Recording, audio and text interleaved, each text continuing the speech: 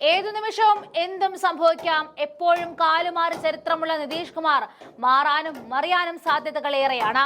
അത്തരത്തിൽ നിതീഷ് കുമാർ വോട്ടെണ്ണൽ പൂർത്തിയാകുന്നതിന് ഏതാനും നിമിഷങ്ങൾക്ക് മുൻപ് പങ്കിട്ട ഒരു പോസ്റ്റാണ് ഇപ്പോൾ വൈറലായി മാറുന്നത്. നിതീഷ് കുമാറിന്റെ നെഹ്റു അനുസ്മരണ ട്വീറ്റ് രാഷ്ട്രീയ കൗതുകമായി മാറുമ്പോൾ നിതീഷ് ചാഞ്ഞും ചരിഞ്ഞും തുടങ്ങിയോ എന്നുകൂടി രാഷ്ട്രീയ വൃത്തങ്ങൾ നിരീക്ഷിക്കുകയാണ്. പോസ്റ്റടിയിൽ ഉയരുന്ന ചോദ്യങ്ങളാണ് രാഷ്ട്രീയ കൗതുകം ഉണർത്തുന്ന മറ്റൊരു കാര്യം.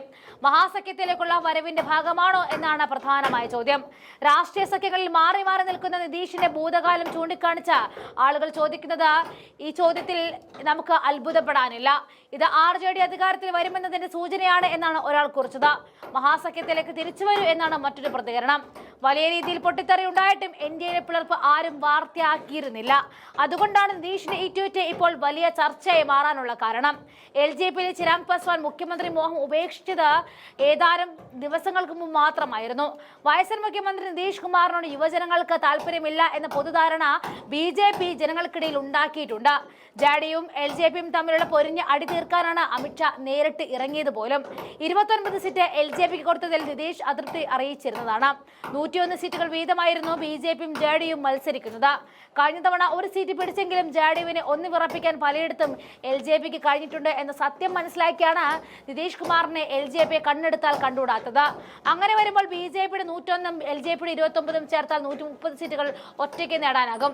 കൂടാതെ നിതീഷിന്റെ ബദ്ധശത്രുവായ ജിതിൻ റാം മാഞ്ചിയുടെ ഹിന്ദുസ്ഥാൻ ആവാ മോർച്ച ചേർത്താൽ നിതീഷിനെ ഒറ്റപ്പെടുത്തി ഏറ്റവും വലിയ ഒറ്റകക്ഷിയെ മുഖ്യമന്ത്രിയാക്കാനുള്ള തീരുമാനത്തിലാണ് BJP ഉള്ളത് എന്ന ഉൾവെളിയും ഇപ്പോൾ നിതീഷ് കുമാർ എത്തിയിട്ടുണ്ട്. അതാണ് അമിത്ഷാ ഫലം വരുന്നതിന് ശേഷം കൂടുതൽ MLA ഉള്ളവർ ആരാണോ അവർ മുഖ്യമന്ത്രി ആകട്ടെ എന്ന് പറഞ്ഞതും. അതാണ് ഇപ്പോൾ നിതീഷ് കുമാറിന്റെ ഈ ട്വീറ്റ് ഇപ്പോൾ ചർച്ചയാകാനുള്ള കാരണം അഥവാ നിതീഷ് കുമാറിനെ ഒറ്റപ്പെടുത്തി BJP ഒരു രണ്ടാം ഘടകൽ കളിച്ചാൽ നിതീഷിന് അങ്ങോട്ട് ചായാൻ ഏത് നിമിഷവും സാധിക്കും എന്നതിന്റെ ഒരു സൂചനയാണ് ഈ പോസ്റ്റ് തരുന്നത്. ഏറെ പ്ലാൻ നടപ്പിലാക്കിയാൽ നിതീഷ് ഇടയുമെന്ന കാര്യത്തിൽ തർക്കമില്ല. അതുകൊണ്ട് തന്നെ വലിയ തകർച്ചയിലേക്കാണ് NDA പോയിക്കൊണ്ടിരിക്കുന്നത് എന്നും ഈ നിമിഷത്തിൽ പറയണം. ഈ അവസാന നിമിഷത്തിൽ നെഹ്റുവിനെ പ്രകീർത്തിച്ചുകൊണ്ട് നിതീഷ് കുമാറിന്റെ പോസ്റ്റ് എത്തിയത് എന്തായാലും വലിയ ചർച്ചകൾക്ക് ശേഷം ബീഹാറിൽ വോട്ടെണ്ണൽ പുരോഗമിക്കുകയാണ്. വോട്ട് ചോരിയും അധികാരയാത്രയും ഫലം കണ്ടില്ല എന്നാണ് നൽകുന്ന സൂചന. മാത്രവുമല്ല ഒരുപാട് ചോദ്യങ്ങൾ ബാക്കി നിർത്തിക്കൊണ്ടാണ് ബീഹാറിന്റെ തെരഞ്ഞെടുപ്പ് കടന്നു പോകുന്നത്. വോട്ടെണ്ണലിന് മണിക്കൂറുകൾക്ക് മുൻപ് പിടിച്ചെടുത്ത ഇരുമ്പ് പെട്ടികൾ നിറച്ച ലോറി ആരെത്തിച്ചതാണ്? കോൺഗ്രസിന്റെ വോട്ടുകൾക്ക് എന്ത് സംഭവിച്ചു? ബീഹാർ നിയമസഭാ തെരഞ്ഞെടുപ്പിൽ ജനവിധി അറിയാൻ ഇനി മണിക്കൂറുകൾ മാത്രം ബാക്കിയാണ്. രാവിലെ 8 മണിക്ക് വോട്ടെണ്ണി തുടങ്ങിയപ്പോൾ ഉച്ചയ്ക്ക് 12 മണിയോടുകൂടി നമുക്ക് ബീഹാർ ജനവിധിയുടെ പൂർണ്ണ ചിത്രം അറിയാൻ സാധിക്കും. റെക്കോർഡ് പോളിംഗ് ആയിരുന്നു 2 ഘട്ട വോട്ടെടുപ്പിൽ നടന്നത്. നവംബർ 6 നടന്ന ആദ്യഘട്ട വോട്ടെടുപ്പിൽ 64.7% പോളിംഗ് രേഖപ്പെടുത്തി.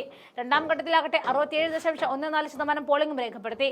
CCTV ദൃശ്യങ്ങളൊക്കെ മായ്ച്ചുകൊണ്ടുള്ള തെരഞ്ഞെടുപ്പ് കമ്മീഷന്റെ കളിയും ബീഹാറിൽ തകൃതിയായിട്ട് നടക്കുന്നുണ്ട് എന്നുകൂടി നിമിഷത്തിൽ ഓർമ്മിപ്പിക്കുന്നു. എന്നാൽ നിതീഷിന്റെ ഈ പോസ്റ്റ് ചെന്നുകൊള്ളുന്നത് BJPയുടെ ഇടനെഞ്ചിലേക്കാണ് എന്നുകൂടി ഓർമ്മിപ്പിക്കുന്നു.